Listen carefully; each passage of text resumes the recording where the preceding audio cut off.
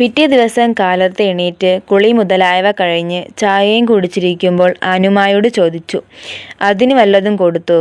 അതിനെന്ന് പറഞ്ഞാൽ ആനുമായ്ക്ക് അറിയാം, പാത്തുമ്മയുടെ ആട് തന്നെ. പുല്ല് കൊടുത്തു എന്ന് ആനുമ പറഞ്ഞു. ആനുമായുടെ ആടിനുള്ള പുല്ല് തന്നെ. പാത്തുമ്മയുടെ ആടും കുട്ടിയും മുറ്റത്ത് പ്ലാവിൻ്റെ ചുവട്ടിൽ തന്നെ നിൽപ്പുണ്ട്. തള്ള കൊച്ചിനെ കൊണ്ടുവന്ന് കാണിക്കുകയായിരിക്കും എവിടെന്നാണ് അവരുടെ ആഹാരം വരുന്നതെന്ന്. കുട്ടി വെച്ച് വീഴുന്നുണ്ട്. നടക്കാനൊക്കെ ശകലം വിഷമം. അതിനെ ഒന്ന് എടുത്ത് ഉമ്മ വച്ചാലോ എന്ന് തോന്നി. അപ്പോഴുണ്ട് ഹനീഫ എൻ്റെ മുമ്പിൽ. അവനൊരു ഒഴുക്കൻ മട്ടിലാണ്. മുണ്ടു മാത്രമേ ഉടുത്തിട്ടുള്ളൂ. അവൻ പറഞ്ഞു, ഒരു 10 രൂപ വേണം വല്യക്കാക്ക. കൊച്ചിക്കാട് ചോദിച്ചാൽ എന്നെ ആട്ടും. അബു കൂടി ചേർന്നെന്നെ കളിയാക്കും. നോക്ക്, എൻ്റെ കാശുണ്ടെങ്കിൽ ഒരു ഷർട്ട് ഇടുകില്ലേ? നീ എൻ്റെ ഒരു ഡബിളും ഒരു ഷർട്ടും കുറേ ദിവസത്തിന് മുമ്പ് എടുത്തതായി ഞാൻ ഓർമ്മിക്കുന്നുണ്ടല്ലോ. ഞാനോ? ഒന്നും വേണ്ട, ഞാൻ പട്ടാളത്തിൽ പൊയ്ക്കോളാം. ഇവിടെ ആർക്കും എന്നെ ആവശ്യമില്ലെങ്കിൽ സർക്കാരിന് എന്നെ ആവശ്യമുണ്ട്, അതോർത്താൽ മതി. വലിയ ഇക്കാക്ക തന്ന ഡബിളും ഷർട്ടും. ഞാൻ ഇടയ്ക്ക് കയറി പറഞ്ഞു, അല്പം നിൽക്കടാ, ഞാനത് തന്നതല്ല. അലക്കിക്കൊണ്ട് വന്നപ്പോഴെന്നോട് ചോദിക്കാതെ നീ അതങ്ങ് എടുത്തു. എൻ്റെ പക്കൽ ഷർട്ടും മുണ്ടും കുറവായതുകൊണ്ട് എനിക്ക് എണ്ണമുണ്ടായിരുന്നു. കൂടുതലുണ്ടായിരുന്നപ്പോൾ ഉമ്മ കട്ടിട്ടുണ്ട്, അബ്ദുൽ ഖാദർ കട്ടിട്ടുണ്ട്, പാത്തുമായും ആനുമായും കട്ടിട്ടുണ്ട്. നിന്റെ കെട്ടിയോൾ ഐഷമായും അബ്ദുൽ ഖാദറിൻ്റെ കെട്ടിയോൾ ആനുമായും കട്ടിട്ടില്ല. ഹനീഫ പറഞ്ഞു. എന്നോടാ ഡബിളും ഷർട്ടും അബു കയ്യിൽ നിന്ന് പിടിച്ചു പറിച്ച് മേടിച്ചു കളഞ്ഞു. വലിയ ഇക്കാക്ക് എൻ്റെ കോലം കണ്ടോ? നൂല് പോലുള്ള അബു തടിയനായി നിന്റെ കയ്യിൽ നിന്ന് പിടിച്ചു പറിച്ചെന്നും സംശയമുണ്ടോ? അബിയോട് ചോദ്യം വലിയ ഇക്കാക്ക. എടാ അബി. അബി വന്നു. അവനാണ് ഹനീഫയുടെ എല്ലാറ്റിനുമുള്ള ഏകസാക്ഷി. അവൻ വന്ന ഉടനെ പറഞ്ഞു, ബാപ്പ പറയണത് ഇമ്പി കണ്ട്. ഇത്രയും ആയപ്പോൾ കുറെ തുറന്ന വാതിലിൻ്റെ ഇടയിൽ റഷീദിനെ ഒക്കത്ത് വെച്ചുകൊണ്ട് ഐഷമ്മ വന്നു. ഐഷമ്മ പറഞ്ഞു, ബാപ്പായും മകനും പറയണത് പച്ച നുണയാണ്. മകനെ പഠിപ്പിക്കണത് ഞാൻ കേട്ടതാ. വലിയ ഇക്കാട് ഡബിളും ഷർട്ടും അബിയുടെ ബാപ്പയുടെ പെട്ടിയിലുണ്ട്. എടാ കള്ളാ, പെരും കള്ളാ, നീ എന്നെയും അബ്ദുൽ ഖാദറിനെയും കൊണ്ട് മടൽ വായിച്ച കഥ നീ ഓർക്കുന്നുണ്ടോ? ഹനീഫ പറഞ്ഞു, അതൊന്നും എനിക്ക് അറിഞ്ഞുകൂടാ. എനിക്ക് ജോലിയുണ്ട്. ഞാൻ ചോര വെള്ളമാക്കി വേലു ചെയ്യുന്നൊരു തൊഴിലാളിയാണ്. അപ്പോൾ നിനക്ക് ഏത്തവാഴ തോട്ടമുള്ളതോ? അവൻ പറഞ്ഞു, ഞാനത് വലിയ ഇക്കാക്ക് തരാം. ഒരു 10,000 രൂപ തന്നേച്ചാൽ മതി. ലേശം വില കൂടി. അവൻ ഇതിൻ്റെ 10-ലൊരു ഭാഗത്തിന് വാങ്ങിച്ചതാണെന്ന് ഊഹമുണ്ട്. പെരും കള്ളൻ. ഞാൻ ഉമ്മയെ വിളിച്ചു. ഉമ്മ വന്നപ്പോൾ ഞാൻ ചോദിച്ചു, പണ്ട് ഹനീഫ കൊച്ചായിരുന്നപ്പോൾ 5 രൂപ ഇവൻ കട്ടെടുത്തില്ലേ? എന്നിട്ട് ഇവൻ മുതലാളിയായിരുന്നിട്ട് ഇവൻ്റെ ജ്യേഷ്ഠന്മാരായ എന്നെയും അബ്ദുൽ ഖാദറിനെയും കൊണ്ട് ഒരു കുന്ന് മടൽ ഉണക്കാൻ ഇടിയിച്ചു. ഇവൻ ഇട്ടില്ല. ഞങ്ങൾക്ക് ദിവസം 4 ചക്രം ഒന്ന് തരുമായിരുന്നു. അങ്ങനെ 5-8 ദിവസം കഴിഞ്ഞപ്പോഴാണ് ബാപ്പ അറിഞ്ഞത്. ഞാനാ കട്ടത് നിരീക്ഷിച്ച് ബാപ്പ എന്നെ തല്ലുകയും ചെയ്തു. അതുമ്മയ്ക്ക് ഓർമ്മയുണ്ടോ? ഉമ്മ പറഞ്ഞു, ഹനീഫ കട്ടത് ബാപ്പാടെ പെട്ടിന്നല്ല. ആ കാലത്ത് എൻ്റെ വെറ്റവട്ടിയിൽ നിറച്ച് വെള്ളിപ്പണമുണ്ട്. ഇവൻ കക്കുന്നത് എങ്ങനെയെന്നോ?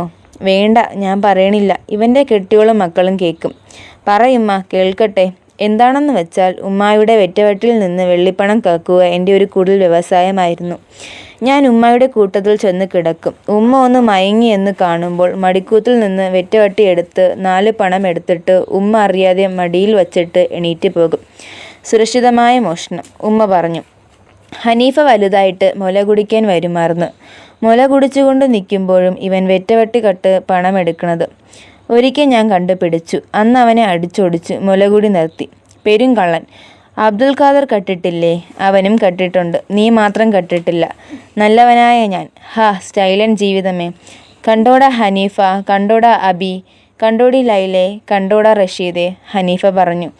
ഉമ്മ, എൻ്റെ പൊന്നുമ്മ, ഉമ്മയ്ക്ക് ഓർമ്മയില്ലാഞ്ഞിട്ടാണ്. അല്ലെങ്കിൽ ഐഷമായും അനുമായും കൊച്ചിക്കാടെ കെട്ടിയോളും കേൾക്കാൻ നുണ പറയുകയാണ് ഉമ്മ. വലിയ ഇക്കാക്കായും ഉമ്മയുടെ വെറ്റവട്ടിന്ന് പണം കേട്ടിട്ടുണ്ട്. എനിക്ക് നല്ല ഓർമ്മയുണ്ടുമ്മ. എന്നെയും കൊച്ചിക്കാനെയും കൊണ്ടുപോയി വലിയ ഇക്കാക്ക ചായ മേടിച്ച് തന്നിട്ടുണ്ട് ഒത്തിരി തവണ. അന്നൊക്കെ കൊടുത്തിരുന്ന പണമാണ്. വലിയ ഇക്കാക്ക് അന്ന് എവിടെ നിന്നാണ് പണം? ഉമ്മ പറ. പെട്ടെന്ന് വിഷയം അങ്ങ് മാറ്റാൻ ഞാൻ തീരുമാനിച്ചു. നീ എന്നോട് പലപ്പോഴായി 2ഉം 3ഉം 5ഉം 10ഉം വാങ്ങിയിട്ടുള്ളത്. കൂടാതെ നീ എനിക്ക് 100 രൂപയോളം തരാനുമുണ്ട്. അതിന് സാക്ഷികളായ ക്രിസ്ത്യാനികളും നയാന്മാരും ഈഴവരുമായ നിന്റെ കൂട്ടുകാരില്ലേ? അവരെല്ലാം ഞാൻ ഉമ്മയുടെ മുമ്പിൽ ഹാജരാക്കാം. എടാ 100 രൂപ.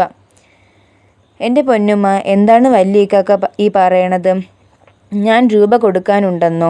ഞാൻ വല്യയിക്കാക്ക് ഏത്തപ്പഴം മേടിച്ചു കൊടുത്തിട്ടുണ്ട്, കൈതച്ചക്ക മേടിച്ചു കൊടുത്തിട്ടുണ്ട്, ബീഡി ഹദ്ദ് കണക്കുമില്ലാതെ മേടിച്ചു കൊടുത്തിട്ടുണ്ട്, വെണ്ടയ്ക്ക, പാവയ്ക്ക, ആട്ടിൻ്റെ കരള്, താറാമുട്ട, മീൻ, ചക്കപ്പഴം. ഇതിൻ്റെ എല്ലാം കണക്കിൽ ഇപ്പോൾ എനിക്ക് വല്യയിക്കാക്കയുടെ കയ്യിൽ നിന്ന് 40 രൂപ വരും. അതിൽ നിന്ന് 10 രൂപയാണ് ഞാനിപ്പോൾ ചോദിച്ചത്. നീ തന്നിട്ട് നിന്റെ എസ്റ്റേറ്റിൽ ഒടിഞ്ഞു വീണ വാഴകളിലെ മൂക്കാത്ത കായ് വാട്ടി നിറം വരുത്തി നീ കൊണ്ടുവന്നു തന്നിട്ടുണ്ട്. ബാക്കിയെല്ലാം അബ്ദുൽ ഖാദറും കൊച്ചുണ്ണിയും സുലൈമാനും കാശ് കൊടുത്ത് വാങ്ങി നിന്റെ കയ്യിൽ തന്നിട്ടുള്ളതാണ്. നീ ഇങ്ങ് പോരുമ്പോൾ നീ അതിങ്ങ് കൊണ്ടുവന്നു നീ വാങ്ങിച്ചതാണെന്ന ഭാവത്തിൽ നീ ഇവിടെ കൊടുക്കും. എടാ കള്ള! ഇത് കേട്ട ഉടനെ അവൻ വിളിച്ചു, വാടി ഐഷമ്മ, പിള്ളേരെ എടുക്ക്. നമുക്കിനി ഇവിടെ താമസിക്കേണ്ട. നമ്മുടെ സ്ഥലത്ത് വല്ല ഓലക്കീറും ചാരി താമസിക്കാം. ഇറങ്ങടി. ഞാൻ പറഞ്ഞു. നിൽക്കടാ, ആ 100 രൂപയുടെ തുമ്പുണ്ടാക്കിയിട്ട് നിനക്ക് പോകാം. ഉമ്മ കേട്ടോളൂ, ഇവന് 4 സൈക്കിളുള്ള കാലത്ത് വളരെ കൊല്ലങ്ങളൊന്നും ആയിട്ടില്ലല്ലോ. അന്ന് ഞാൻ വരുമ്പോൾ ഇവൻ്റെ സൈക്കിൾ ചിലപ്പോഴൊന്നെടുത്ത് ചവിട്ടും. 10 മിനിറ്റ് കഴിഞ്ഞ് തിരികെ വച്ചാലും പറയും 2 മണിക്കൂർ ആയിട്ടുണ്ടെന്ന്. ചുരുക്കത്തിൽ ഇവന് കൂലി കിട്ടണം. അന്നൊക്കെ ഇവൻ്റെ പണി എന്താ? ഇവൻ്റെ കൂട്ടുകാരായ നയാന്മാരും ക്രിസ്ത്യാനികളും ഈഴവർ ഇവരുമായി എറണാകുളത്ത് എൻ്റെ അടുത്ത് വരും. അബിയെ ഇവൻ കള്ളസാക്ഷി പറയാൻ പഠിപ്പിച്ചു വച്ചിരിക്കുന്ന മാതിരി അവരെയും ഇവൻ പഠിപ്പിച്ചിട്ടുണ്ട്. വന്നാലുടനെ ഹനീഫായുടെ കഷ്ടസ്ഥിതിയെപ്പറ്റി അവരുടെ വർത്തമാനം. പാവം ഹനീഫ വളരെ കഷ്ടപ്പെടുന്നു എന്നൊക്കെ. അത് കഴിഞ്ഞാണ് ഇവൻ്റെ കടം ചോദിക്കൽ. ഒടുവിൽ 5 രൂപ ചോദിക്കും. അത് പിള്ളേർക്ക് വല്ലതും എൻ്റെ വകയെ വാങ്ങിച്ചു കൊണ്ടുവരാനാണ്. ഞാൻ 3 രൂപ കൊടുക്കും. ഇവൻ അതിൽ നിന്ന് ഒരണയ്ക്ക് നാരങ്ങ മിഠായി വാങ്ങിച്ചു കൊണ്ടുവന്ന് പിള്ളേർക്ക് കൊടുക്കും. ആ കാലത്ത് ഞാൻ 325 രൂപ കൊടുത്ത് ഒരു സൈക്കിൾ വാങ്ങിച്ചു. അതിവൻ എങ്ങനെയോ അറിഞ്ഞു. ഒരു ദിവസം ഇവൻ്റെ കൂട്ടുകാരുമായി വന്നു. ഇവനെയും കൂട്ടി 4 പേരുണ്ട്. 3 സൈക്കിളിലാണ് വന്നത്. വന്ന ഉടനെ ഒരു കുത്തിരിപ്പ് സത്യാഗ്രഹം. ഹനീഫായ്ക്ക് എൻ്റെ സൈക്കിൾ വേണം. അതുണ്ടെങ്കിലേ ഇവൻ്റെ ലഡുക്കൂസ് സൈക്കിളെല്ലാം വാടാക്കി പോകും. ഞാൻ പറഞ്ഞു, സൈക്കിൾ എനിക്ക് അത്യാവശ്യമുണ്ട്. അപ്പോൾ ഇവൻ്റെ കൂട്ടുകാരിൽ ഒരുത്തൻ പറഞ്ഞു, ഹനീഫ വില തരും എന്ന് പറഞ്ഞു. കഴിഞ്ഞില്ല. ഹനീഫ ഒരു നോട്ട് കെട്ടെടുത്ത് എൻ്റെ മടിയിലിട്ടു. ഞാൻ എണ്ണി നോക്കിയപ്പോൾ 240 രൂപയുണ്ട്. ബാക്കി? ഓ, അത് വീട്ടിൽ ചെന്നാൽ ഉടനെ അയക്കും, കൂട്ടുകാർ പറഞ്ഞു. അവർ അയപ്പിക്കാം. അവർ ജാമ്യം നിന്നാൽ പോരെ? എന്നിട്ട് അപ്പോൾ തന്നെ ഹനീഫ 10 രൂപ എന്നോട് കടം വാങ്ങിച്ചു. 3 രൂപ പിള്ളേർക്ക് വല്ലതും വാങ്ങിച്ചു കൊടുക്കാനും. മാസം കുറേ കഴിഞ്ഞിട്ടും ബാക്കി രൂപ അയച്ചില്ല. ഞാൻ ഇവിടെ വന്നപ്പോൾ ഇവൻ്റെ കൂട്ടുകാർ എന്നെ കണ്ടാൽ ഓടി ഒളിച്ചു കയറും. എടാ, ആ രൂപ. ഞാൻ പട്ടാളത്തിൽ പൊയ്ക്കോളാം, അബി പറഞ്ഞു. ബീം പട്ടാളത്തിൽ പോണു, ലൈല പറഞ്ഞു. ഞാനും പട്ടാളത്തിൽ പോണു, ഐഷമ്മ പറഞ്ഞു. എന്നാൽ പിന്നെ റഷീദും ഞാനും കൂടെ വരാം പട്ടാളത്തിൽ.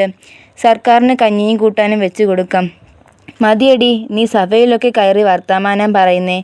വല്യയിക്കാക്ക ഇരുന്നിട്ടാ അല്ലേ നിന്നെ ഞാൻ? പോ അപ്പുറത്ത് എന്ന് പറഞ്ഞ് ചന്തയിലുള്ള അവൻ്റെ മിഷ്യൻ കടയിലേക്ക് അവൻ പോയി.